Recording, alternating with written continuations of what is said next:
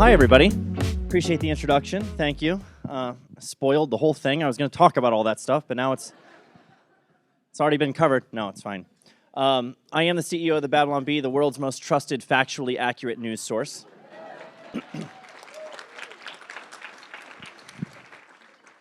Fake news you can trust, as we like to say. We've been doing this now for 5 years, and the craziest thing happened just in the past year or so. We surpassed The Onion as the most trafficked and engaged satire site on the internet. Can you believe that? The Onion's been around for like 25 plus years. How did they allow a Christian conservative satire site to pass The Onion and become the most popular? I don't know how that happened. I honestly don't know how it happened, but thank you, all of you, if any of you share our stuff or read our stuff. It's pretty wild to see that kind of thing happening. I think part of the explanation, part of the reason that it's happening is because the world is so crazy right now, and we're capitalizing on that by actually mocking the absurdity that deserves to be mocked. But it really is crazy. Like the world is insane. I quote G.K. Chesterton all the time. He said the world has become too absurd to be satirized. Now he said that in 1911. 1911. There are some things that have happened since then that I think G.K. Chesterton would think are incredibly insane. And there's no shortage of examples. I mean, if you go to healthline.com right now, healthline.com, and ask the question, can men get pregnant, what do you think the answer is? Yes, and it's probably more common than you realize. If you ask a Supreme Court nominee, what is a woman, what kind of answer will you get? I don't know, I'm not a biologist. Which, by the way, is a pretty stupid answer if you're on the left, because trying to say that biologists are the one who determine what is a woman is to suggest that it's tied to your sex, is it not? Don't they reject that idea? I think that was a bad answer. Made her look bad for a number of reasons. But I think that's, I cite that example all the time because that is just such an insane thing. I think we're a little bit too used to these insane things happening because that doesn't jar us and shock us the way that it should. A Supreme Court nominee not knowing how to answer the question, what is a woman? The Daily Wire producing documentaries with the title, What is a Woman? To try to get people to answer this question because we're trying to basically erase this whole category. It's particularly women that are being affected by it the most, by the way. You now have women's sports dominated by male athletes. Does anybody have a problem with that? I hear some women, I think. I'm not a biologist. I'm not going to try to guess. I think some women responded to me. There was a study done at Stanford recently that found that the students at Stanford were more likely to be wearing masks while riding bicycles outside than helmets. That's insane and stupid. Isn't Stanford where the smart kids go, I thought? Masks on bicycles. I've seen that personally. I've seen people wearing masks on motorcycles or driving in the car by themselves. I know we've all seen that. And some will say, oh, they probably just forgot to take it off. Yeah, right. It's a Biden voter. Men are being named Woman of the Year. That's this thing that happened with Rachel Levine. We had a biological male person who was named by USA Today Woman of the Year. So we jokingly called Rachel Levine Man of the Year. And Twitter did not like that very much. I'll get into that. We have drag shows being performed for children. We call these family-friendly drag shows. Well, when I say we, I mean our culture calls it that. But there is no such thing as a family-friendly drag show. We're purposefully confusing children and then treating that confusion with irreversibly damaging surgical procedures. Chemical castration. This kind of stuff is happening in the real world. We call it gender-affirming care. There's all these euphemisms. I confronted Joe Rogan about the euphemism of health care. Calling abortion health care, we're talking about a procedure that ends a human life on purpose, and we're calling it health care. How backwards and crazy is that? And we get used to these things. We get accustomed to them. What we should be doing is mocking them. And that's what we're trying to do. So, thank you.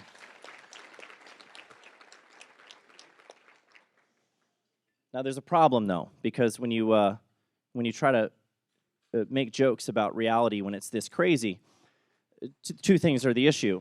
One is, it's hard to think of things that are more ridiculous than what's happening in real life. You guys probably don't appreciate this until you've actually tried to do it, but try to write a joke that's funnier than what Democrats do in real life. Try to write a speech that's funnier than Kamala Harris talking. I dare you. Try it.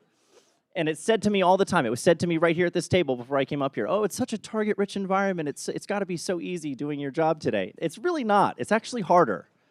It's a lot harder because to do satire, you have to exaggerate the truth to make a point. How do you parody that which is already a parody of itself? It's extremely challenging. And if you do manage to do it, and we have managed to do it a number of times, we've made successful jokes that went a step beyond reality. Well, guess what? A week later, reality catches up to you. And I want to show you some examples of these. You mentioned these we call them fulfilled prophecies. They're not just, they're not jokes that came true, right? Fulfilled prophecies. 76 of them, I think, maybe 77, something like that we have in our spreadsheet right now. I'm going to show you a few examples because it's better to show than tell. I'm going to show you a Babylon Bee headline followed by a real news story that came out and actually fulfilled the prophecy. We'll start with, if this thing works, I don't know if it does. Do I have to point it like at the sky? Maybe. Okay, there we go. Pants sales plummet as everyone working from home. Silly COVID joke, you got a guy sitting at the computer in his pink boxers, it's cute, whatever. You don't really have to worry about anyone seeing you from the waist down unless you're Jeffrey Toobin over at CNN, so makes sense. But this was a joke that was told on March 25th of 2020, and if you fast forward just one day, can you do the next one? Amid coronavirus, Walmart says it's seeing increased sales of tops but not bottoms. That's one day later. This is March 26th of 2020. It's a pretty silly example, but still. Gavin Newsom named U-Haul Salesperson of the Year.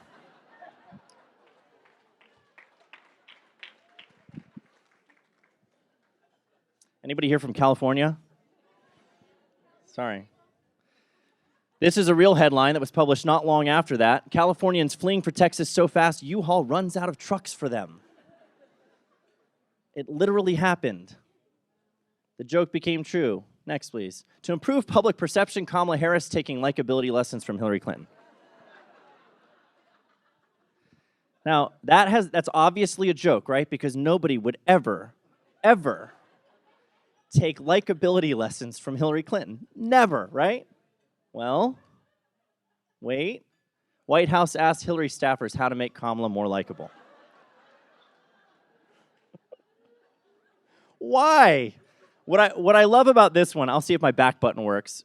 Maybe can we go back to the last one? Look at the similarity in the pictures we chose. Like we chose this side by side with the two of them kind of cackling. And then you go back to the real story. Sorry, this isn't working, so I'm relying on them. And it's like almost the same picture. It's unbelievable. What's my next one here? Trump, I have done more for Christianity than Jesus.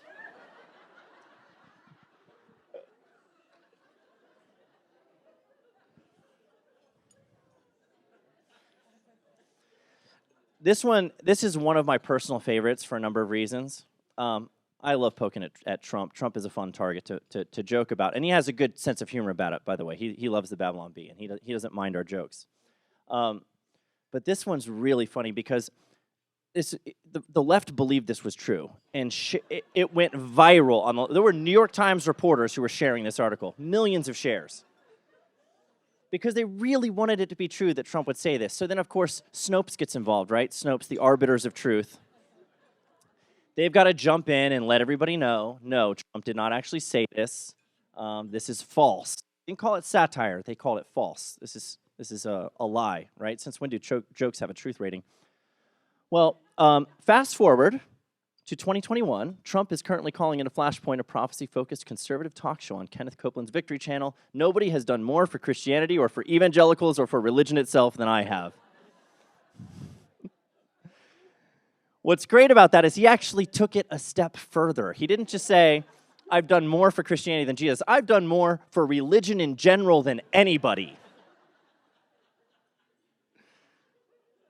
Now, they'll tell you, you can go to the next one. I think that's it for the fulfilled prophecies. They'll tell you that this proves, like, that the fact that these jokes are believable and that people are thinking it's true, that joke that went viral about Trump, you know, they'll tell you, oh, well, you must be trying to mislead people on purpose. You're spreading misinformation. You are a far-right misinformation site operating under the guise of satire. Those are New York Times words, by the way. That's what they actually said about us.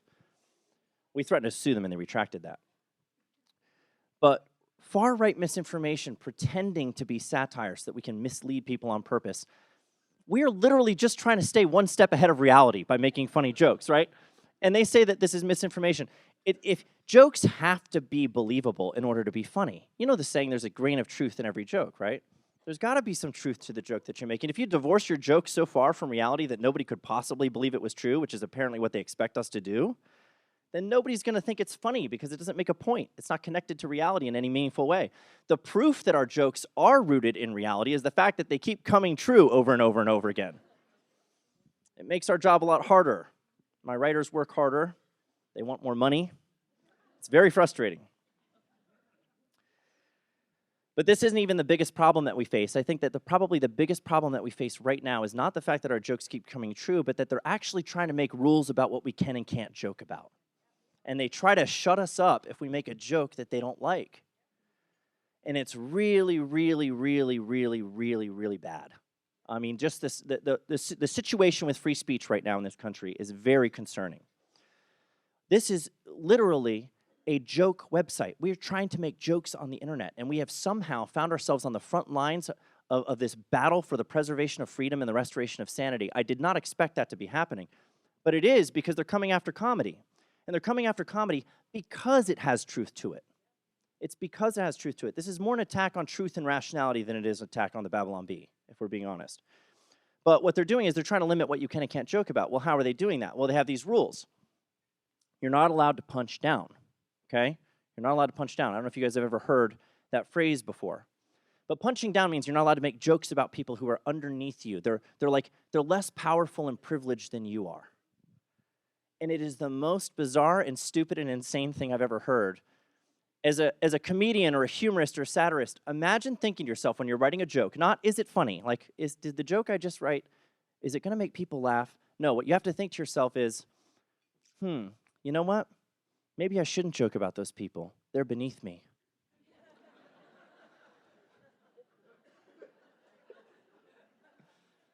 How condescending is that? On this power and privilege structure, women are beneath men, okay? So if I joke about women, I'm punching down. I'm joking about people who are beneath me. I don't think women are beneath me. I'm not sure what a woman is. I can't identify one without the help of a biologist. But if I could, I don't think women are beneath me. I think if we're all created equal, and I'm sure everybody in this room agrees that we are, then shouldn't we be able to joke about each other indiscriminately? And isn't that the way of treating each other equally? If I treat people differently because of their skin color or their gender, or they fall into some oppressed, marginalized group that I'm not supposed to touch, and I think that about them when I'm about to make a joke about the group that they're in, well, then I'm only reinforcing this idea that they're marginalized and oppressed. And this is the other thing that I don't like about punching down. I reject this whole idea of punching down. It's the stupidest thing ever.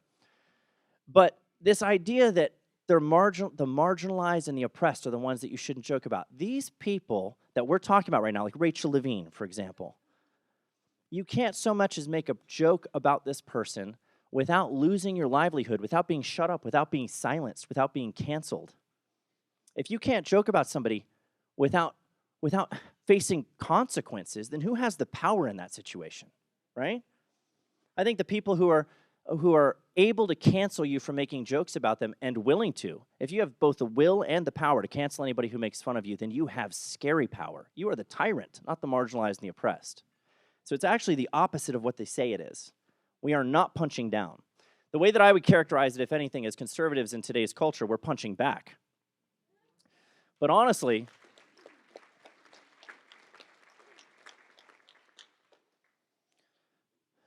but we're not just punching back. I think we are actually punching up, which is what they say comedians are supposed to be doing, right? Don't punch down, punch up. Well, what if you're a white, straight male comedian? What are you supposed to do?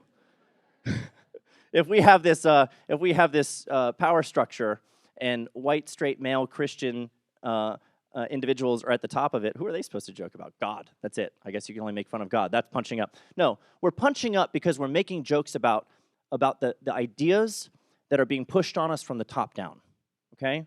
These are ideas that are, first of all, Rachel Levine, let's just show this real quick. I got to get to the Rachel Levine thing. This is the actual headline. USA Today names transgender Biden official as one of its Women of the Year. We got a very beautiful woman here, obviously. Stunning and brave. Next slide, please. This is our joke. The Babylon Bee's Man of the Year is Rachel Levine. This is what we're locked in Twitter jail for right now. This was considered punching down. This is a white, male, high-ranking government official. And this is not a joke, by the way, at this person's expense. This is not a joke that's aimed at tearing down a person or making them feel bad at themselves. This is a joke about an idea. The idea that men can become women. The idea that women can become men. The idea that it has nothing to do with your sex or biology. These are ideas, and they come from the most powerful institutions in our country. They come from education, they come from the media, they come from corporations, they come from politicians. It comes from the top down, and we can't make fun of that. Isn't that the job of the comedian, to make fun of things that come from the top down? I think so. You're holding power accountable. And that's what we're trying to do in this situation. We're being told that we can't make this joke. Well, what did Twitter consider this? They considered it hateful conduct, right? This is hateful conduct. So they want us to delete this tweet, the tweet that had this image on it with that headline. And in doing so, when they have the delete button right there, we're locked out of the account. So when I log into my Twitter account right now, it says, in order to use your account, you need to delete this joke. And when you delete it, you admit that you engaged in hateful conduct.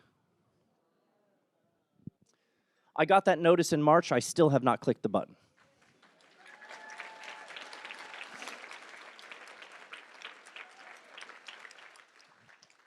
And I'll tell you why. Well, for all the reasons I just gave, I don't think that this is punching down on the marginalized and the oppressed. But they said it's hateful conduct. Man of the Year, a male person is pictured. If you look in your dictionary is going to change, by the way, so get a hard copy one and hold on to it. Preferably one from several years ago because it's already changed a lot. But if you look up the definition of man, it's an adult human male. So not only is this a joke, it's true. It's true. The truth is not hate speech. It is not hate speech. When they try to tell you that you have to delete something because it's hateful conduct, and it's literally a fact, a statement of truth, that's a problem. What they're doing is they're actually smuggling their ideology into their terms of service and then forcing you to go along with it. We have two choices. We can affirm these ideas, or we can shut up. We can't even joke about them. That's not an option, which I think is very concerning. So the way that we're pushing back on that is just by refusing to go along with it. I wish more people would do this. You can go to the next one just so we are not stuck on that slide. If you just ate, I'm sorry. Okay, that was mean. The point is, though, this goes so far beyond censorship, in my view. You know, I think censorship would be an example of if Twitter deleted this for us and said, you know what, we don't like this joke on our platform, we're going to delete it and take it down. But you can continue tweeting, just don't tweet that joke, we don't like that joke. That'd be censorship, right? They want me to bend the knee and admit that I did something wrong by making not just a joke, but a joke rooted in the truth. That goes beyond censorship, doesn't it? I think so. I think they can delete it if they want to. Well, we had somebody reach out to us, this really rich guy. He's an entrepreneur. You may have heard of him. He's what is his name? Elon Musk. Elon Musk. Have you heard of that guy? He's a fan of the Babylon Bee. He reaches out to us and he goes, Did you guys get kicked off Twitter? I haven't seen you tweeting in a little while, and the rumor is that you got kicked off Twitter. And we're like, yes, we did. And then we explained why. And he's like, well, why don't you delete the joke? And we explained why we wouldn't delete the joke. And he goes, maybe I just need to buy Twitter.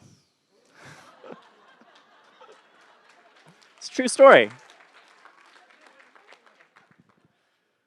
And that was before all of this stuff started happening, and he made an offer to buy Twitter, which he's now trying to get out of. And the thing is so hysterical because Twitter did not want him to take over the company, and now they're suing him to try to force him to buy it. And I want to ask him, I'm leaving him alone, I'm not bothering him about this, but like, is he just messing with them? Is he messing with us? What's going on here? Is he going to buy Twitter? I don't know. But there's a really interesting thing that just happened, a legal development that happened. Some of you in this room may be aware of the Texas bill, House Bill 20, that was passed in Texas. She knows. Woman, right? Good guess. House Bill 20 basically makes it illegal for these platforms to engage in viewpoint discrimination. And it was enjoined by a Obama-appointed judge. It was basically struck down or blocked, essentially, by that judge. And then the Fifth Circuit Court got a look at it and said, no, this law is constitutional. It does not actually block the speech of these platforms. It doesn't chill speech. If anything, it chills censorship. That was an amazing ruling, by the way. And so now that law is allowed to go into effect. Now, it does conflict with another ruling from Florida where we had a bill go through from that was struck down. And so the Supreme Court is going to have to get a look at this. But if this stands, and if the Supreme Court rules on this, at least for now, this law is going into effect. So you know what we're going to do? We're going to sue Twitter.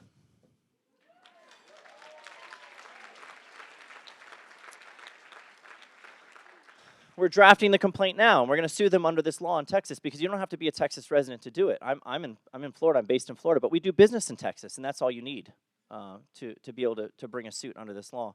So we're going to sue Twitter and try to hold them accountable for this what's obviously chilling speech. They are engaging in politically motivated viewpoint discrimination, and these are all when they talk about content moderation, when they talk about hate speech, they don't have a problem with hate speech. They just hate speech.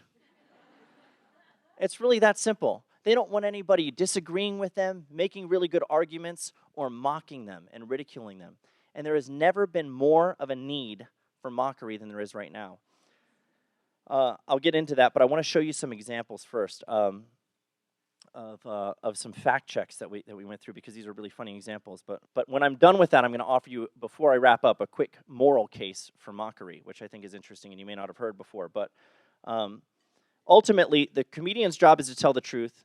That's what we're trying to do, right? You tell the truth with your jokes, and we're being shut down exactly for that reason, which I think is absolutely insane. Our job is to poke holes in the popular narrative, not promote the popular narrative. And I think this is one of the reasons why you see so much of late-night comedy. Do any of you still watch late-night comedy?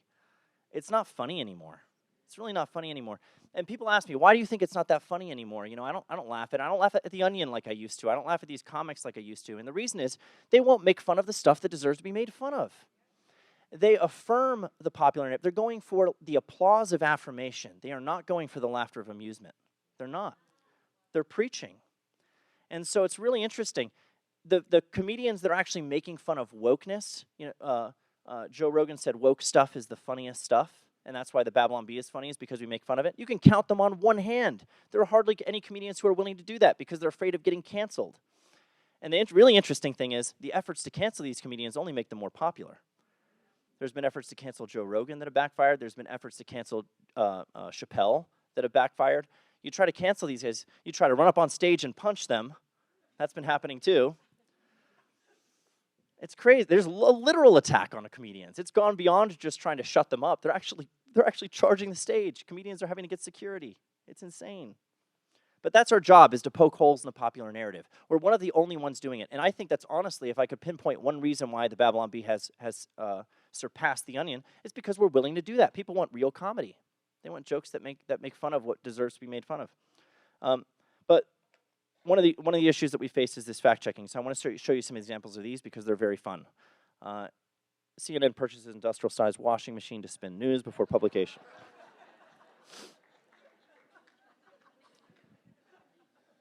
That is so dumb. No, go back. Stay on that one for a second. It's so dumb. It's not believable because it's so silly. It's not even that funny. I appreciate the laughter. It's just dumb. But Snopes fact-checked this and rated it false.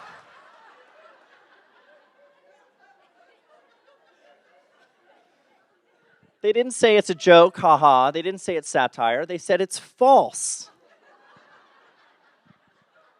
I actually reached out to Snopes. I emailed the president of Snopes, David something, Mickelson or something like that. And I asked him, I'm like, what is your criteria for deciding what you fact check? Why this joke? You know, what are you going after here? And he's like, oh, well, there's a threshold they cross. If enough people report a joke, or not a joke, but if enough people report an article that's being shared online because they think that maybe it's false or they're questioning whether it's true, if we get enough of those inquiries, then we'll fact check it. I'm like, show me one person who thought this was true, and we can have a discussion about it. I never heard from him again. Never heard from him again. All right, you can do the next one. CNN praises Taliban for wearing masks during attack. Taliban fighters responsibly wearing masks. It's covering their nose and mouth. Now, why is that funny? Well, because it's kind of believable that CNN might cover it this way, right?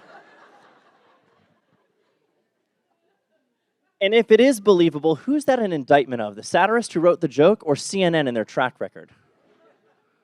I don't think it's an indictment of us, if you believe that joke. That was fact-checked and rated false. Next one, please. Ocasio-Cortez appears on The Price is Right, guesses everything is free.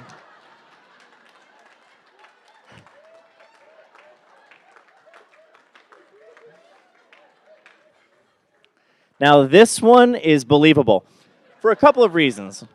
I think it's a great Photoshop. It looks like she's there. Her name tag's got that glare on it, you know, like it's pretty legit looking. But she's also stupid, so this went viral and was rated false.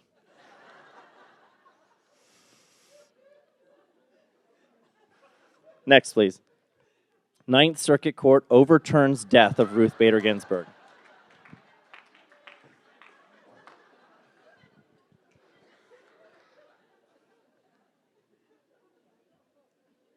I thought when we wrote this joke, because we did it shortly after she died, that we would get a lot of backlash for joking about someone who just passed, right? That's what you think. That's what you expect if you make a joke like this. Oh, you're being insensitive. She just recently passed away. People thought it was true. And then it got fact-checked, and it was the most insane thing. USA Today fact-checked this joke. Do you know how many sources they cited in their lengthy refutation of this joke? 15 sources. They called the Ninth Circuit Court. They checked the website. They had all these sources they listed when they were refuting this joke. And I'm puzzled. I'm looking at it. I'm like, what does that even mean? How do you overturn somebody's death? Are we talking about a resurrection? Like, it is just... the National Review did a write-up on USA Today's fact-check of this joke and called it the stupidest fact-check in fact-check history. There's just no need to fact-check a dumb joke like this. The other interesting thing, by the way, about that USA Today fact check is if you scroll to the bottom of it, it says funded by grants from Facebook, which is really interesting. You know, Facebook pays these fact checkers. They give them grants to fund these operations that will go out there and rate your jokes false. And then Facebook comes to you. We've had this happen many times with Facebook, and they tell us, if you keep publishing false news on our platform, we're going to deplatform and demonetize you. And I'm like, these are jokes, and you're paying people to go out there and rate them false. This is insane. But they're literally doing that. And now on Facebook, we don't drive hardly any traffic through Facebook anymore. We used to get 90% of our traffic through Facebook. It's less than 30% today. Our articles, if you share a B article, you'll probably not get any likes. They don't show it to anybody. They won't show it to anybody. It's throttled.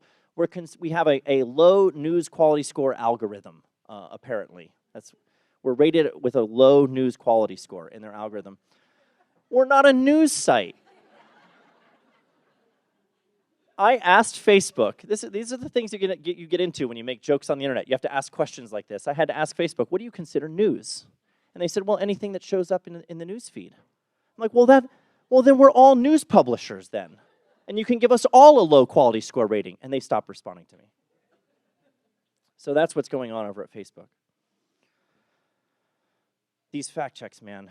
Why are these fact checks happening? What is going on here? Brian Stelter, who's no longer at CNN anymore, but Brian Stelter called us a hoax satire site. Hoax satire. What is it? Does that mean it's real news? Did they cancel each other out? I don't. And the New York Times called us a far-right misinformation site that traffics in misinformation under the guise of satire. They're actually using misinformation to smear us as being a source of it, which is not new for the media. That is just par for the course. Why are they doing this? Well, I think there's a couple of reasons why they're doing it. I think one of them has to do with the effectiveness of humor and comedy. It's an assault on truth and rationality, of course. There's an all-out attack on those things, but humor is very effective. I'll quote Chesterton again. He said, "Humor can get in under the door while seriousness is still fumbling at the handle." I love that. It's true. It's disarming. You know, you wrap a message in the package of humor, and it's more easily delivered and received.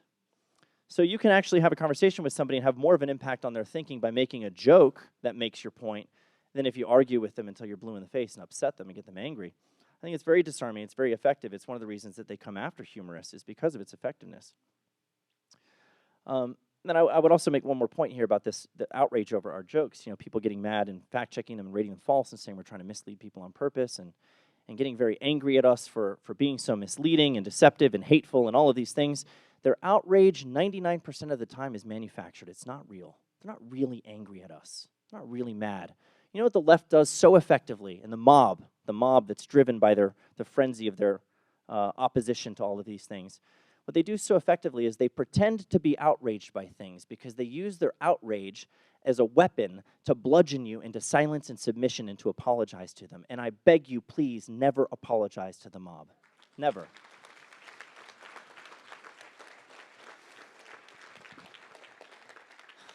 Their outrage is fake. It's not real. And by the way, these aren't people that you've ever met that you've ever actually wronged or done. You know, they don't read the Babylon Bee website. These people, you think Brian Stelter is reading the Babylon Bee? Of course he's not. None of these people actually read our site. So when the mob comes after you and the mob is trying to cancel you, if you're ever in that situation, don't apologize to them. You only feed the mob when you apologize to them. What you do is you teach them that it works. You got to starve the mob. Refuse to apologize. And then we'll actually go away. At least that's my philosophy. But never, I would say this is an important thing. You know, we've stuck to this principle with Twitter and Facebook and everywhere else where we publish our material.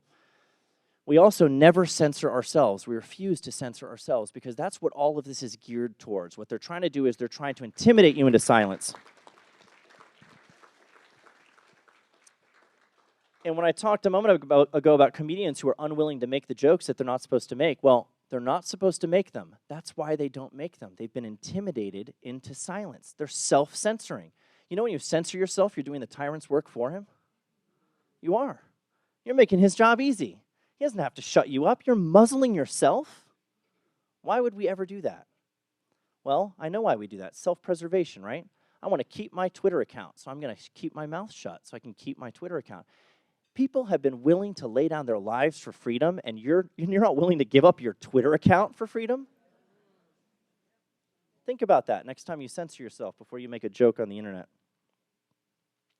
I want to talk to you quickly about the moral case for mockery, and this is what I'll close with. I have no idea how I am on time. Am I going too long? Okay, just really quickly, okay? The moral case for mockery is basically this. I think that the absurd things that we just looked at, you know, the things I was mentioning earlier, men getting pregnant, children transitioning genders at the age of 3, us not being unwilling or unable to define what a woman is, wearing masks on bicycles instead of helmets, all of these things, these absurd ideas. I think they've only become sacred, and they are sacred, they're untouchable. They've only become sacred because they haven't been sufficiently mocked, honestly. They haven't been sufficiently mocked. If I could tell you what my mission statement is as succinctly as possible, I would say it's to ridicule bad ideas. Ridicule bad ideas.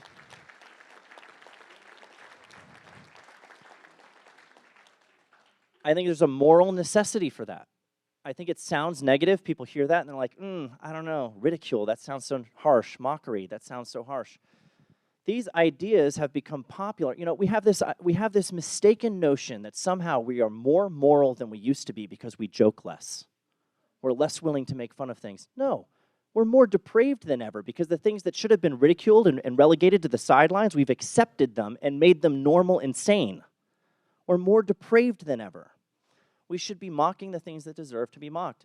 C.S. Lewis said that good philosophy must exist if for no other reason because bad philosophy needs to be answered.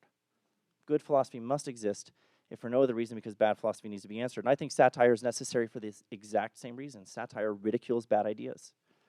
And we have to take them out. We have to show them for what they are, highlight their absurdity before they can take root in the minds and hearts of people in our country, especially the minds and hearts of young people, because they're so impressionable.